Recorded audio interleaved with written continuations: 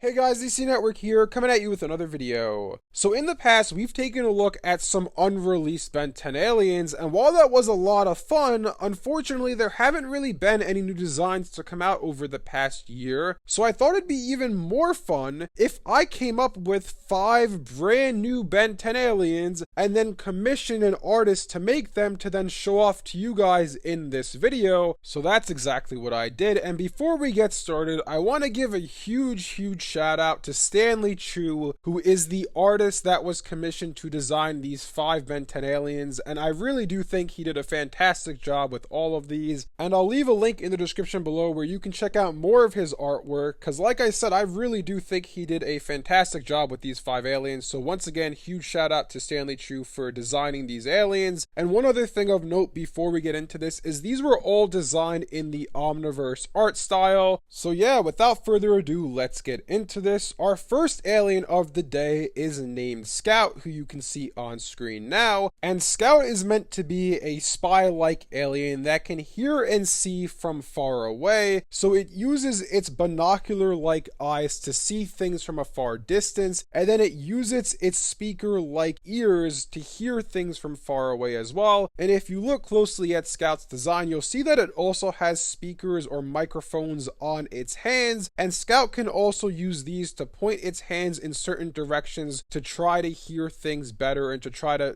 determine what is going on from a distance. Again, he's meant to be more of a spy-like alien, so he's not much of a fighter, but he can even take his hands and put them on the ground to try to hear maybe footsteps or if someone's approaching, stuff like that. So it's very much so an alien that keeps watch on things to make sure nothing bad is going on and to see if anyone is coming. Essentially, imagine Ben using this if he had to go on a mission to infiltrate, I don't know, like the Forever Knight's castle or something like that, and maybe they're having an evil meeting or something like that. This alien would be used to hear what's happening in that meeting from a far distance, or even to spy on the castle from far away. As for Scout's name, it's quite simple. He's named Scout because he's an alien that's used for surveillance, so essentially he's used to scout out different targets, hence the name Scout. Overall, I think Scout's a really cool alien because honestly we haven't really seen anything like it in the Ben 10 universe. Majority of Ben's aliens are meant to fight, with the exception of Gray Matter and a few others, so I definitely think Scout's a unique alien that Ben could use in certain situations where he needs to spy and gather some intel. Our next alien for today is Night Knight, who is a knight that doesn't have any swords or shields or the ability to fight with its armor. Night Knight uses its enemies' nightmares to defeat them, so essentially Night Knight will inject its opponents with a serum that causes them to fall asleep. And if you look closely at the design, you can see that there's these little green veins that essentially are what makes the serum transfer into its fingertips to then inject its opponents. And so once Night Knight causes its targets to fall asleep, it then uses its powers to essentially manipulate their dreams and nightmares. So essentially Night Knight's abilities are that he, number one, causes the target to fall asleep and then causes them to have nightmares, essentially causing the opponent to defeat itself in a way. He doesn't get into hand-to-hand combat, he more so manipulates them inside of their nightmares and dreams to defeat them that way. As for Night Knight's name, it's a play on words. Some people say Night Knight instead of saying goodnight, so Night Knight is a knight that causes you to go to sleep, so Night Knight. And overall, I really like this alien a lot because it's a knight that doesn't fight. You would think if there's a knight, it's kind of like a Forever Knight, or it has like a gun like them, or a sword, or some sort of weapon, but instead of that, Night Knight uses the serum in its hands to cause its targets to fall asleep to defeat them using their nightmares, which I really think is a cool and unique concept. Next up, we have Ewave, who is an electric eel alien that has the ability to shoot and control electricity, and it also has the ability to shoot water as well, so it can shoot smaller charges of electricity from its hands and smaller portions of water from its hands, or it can use its tail to shoot larger charges of electricity or larger portions of water. And in addition to this, it can create a deadly combination when it uses its tail to essentially combine the water and electricity in its body to then shoot a target to shock them or stun them, and it can even create a wave that will shock attack large groups of enemies. So this is a really useful alien, and it actually has one other power as well. Since Ewave is an electric eel, it can swim underwater, but it can use the electricity in its tail to essentially make the tip of its tail into a jet engine to move faster underwater. If you look at its design, you can see that it kind of has a plug at the tip of its tail. That plug is where it shoots out the water and electricity, and while it's underwater, that plug is what turns into kind of like a jet turbine or a jet engine so it can move faster underwater. And if you look at his hands, Ewave has little plugs on the palm of its hands and on the tip of its fingers. That's where it also shoots out the water and electricity from its hands in smaller portion or charges. As for Ewave's name, essentially it stands for electric wave, which is basically because it has electric powers and it also has water powers and can create a wave of electricity when it combines the electricity and water in its tail to stun targets, as I said before. So to make it sound cooler and short, it's Ewave as opposed to saying electric wave. And overall, I really do like this alien a lot. Ben doesn't really have many aquatic aliens. The only two that come to mind immediately are Ripjaws, and if you count Brainstorm, but Brainstorm doesn't really have anything to do with water itself. It's just really smart and has some electricity powers, where Ripjaws is actually an alien that does swim underwater and is a fast swimmer. So this is kind of, you know, another water or aquatic alien that Ben can add to his team, and I think it is really cool design wise, and it also has some really powerful powers that would make it good for Ben in battle. Next up we have Metabot, who is a drone-like alien that has the ability to transform between flying and land forms, which you can see both of them on screen. Obviously the flying one is on the left and the land form is on the right, and Metabot can also fit into small places, making it very useful for hacking electronics or kind of playing with the wires to make electronics malfunction. So imagine that Ben is on an alien ship and he causes it to crash by going into the control system and kind of changing the wires around. That is what Metabot is really useful for, and like I said, it is a very small alien, so it can fit into very small places to hack electronics and kind of rewire things to make them malfunction. Let's say Vilgax is using his army of robots from the original series. Metabot would be able to hack them from a distance and would also be able to rewire them as well to use them against Vilgax, which I think is pretty cool. As for the name Metabot, it essentially combines two words, metamorphosis, which means to transform, and obviously Metabot can transform between a flying and land form, and the term robot, you know, it's a robot, so Metabot, it's a metamorphosis robot. It can transform while also being a robot, so it's Metabot. And I do really like its design as well. It's something that Ben doesn't really have anything like this in his roster of aliens. When I came up with all these aliens, I tried to come up with something that's very unique and something that Ben currently doesn't have on his roster, and I think that Metabot is a really good example of this and is something that is very unique and would be very useful for Ben to use when he's dealing with enemy ships, or if there's an army of robots or something else where he needs to hack into maybe a central computer to get into, you know, some base or something like that. I think it's a really cool robot, and I think Ben would find some really good uses for it. And our last alien for today is Bala Boon, who, as you can see on screen, he's a balloon animal monkey. He's a monkey that's a balloon animal, and his powers are that he can clap his symbols on his hands to create an army of mini balloon animals, and each time Bala Boon claps the symbols, a different animal will pop out. So sometimes it might be a snake, other times it might be a butterfly or a dog or a cat or a lion or whatever. He can create an army of mini balloon animals that will essentially be able to overcome an opponent due to the sheer number of balloon animals that Bala Boon can create. All of these animals will act independently. They aren't, you know, clones, so to say. They can't speak. They don't have their own mind. They can't think for themselves. They're kind of just mindless drones that will attack any target that Bala Boon commands them to attack. And I really do like the design of this alien. I really like it conceptually speaking.